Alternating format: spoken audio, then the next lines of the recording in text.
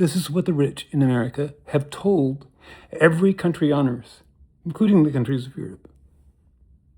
Affluent America tells them, we are not part of any human community capable of regulating us. We just aren't. We would never consent to be. That obviously includes the human family. Here's another thing that's real obvious. Equal membership in the human family is the only basis for the rule of law.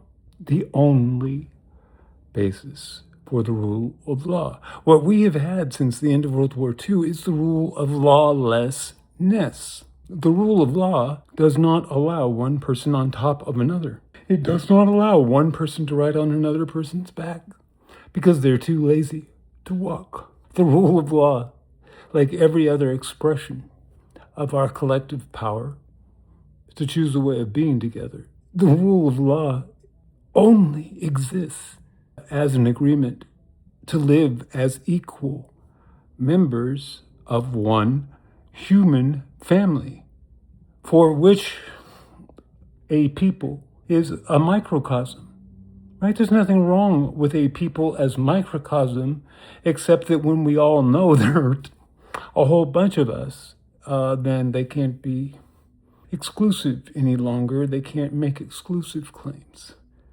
any longer. And we don't need to.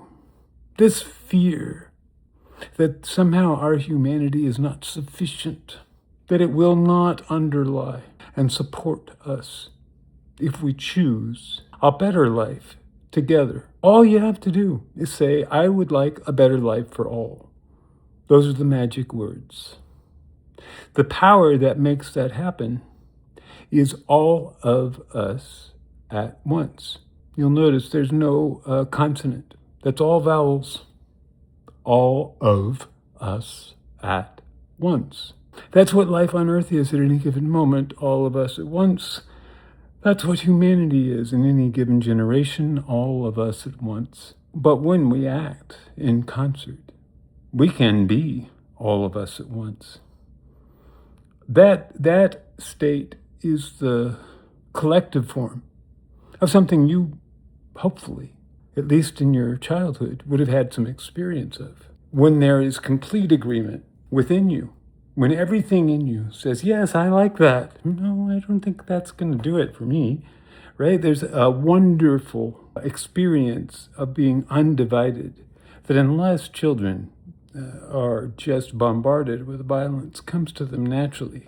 It's part of what Jesus meant when he said, suffer the children to come to me.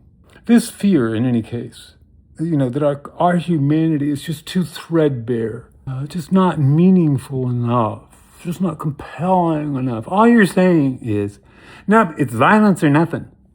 Well, that's empire will always sell itself that way, but it is also always the dumbest voice in any room where it speaks. It's the voice of no experience.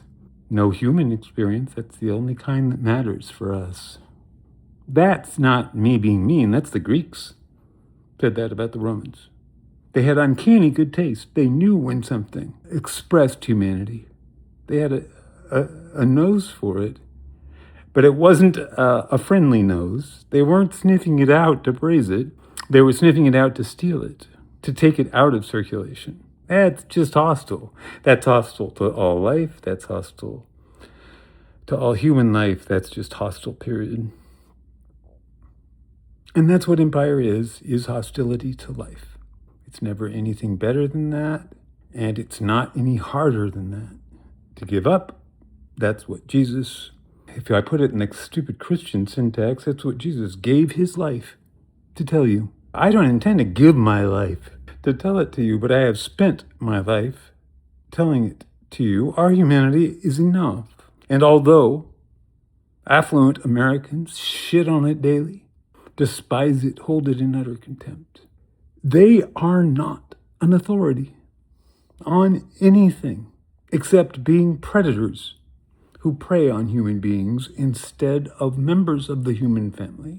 They're outside it, preying on it, and by definition, exempt, immune, outside its jurisdiction.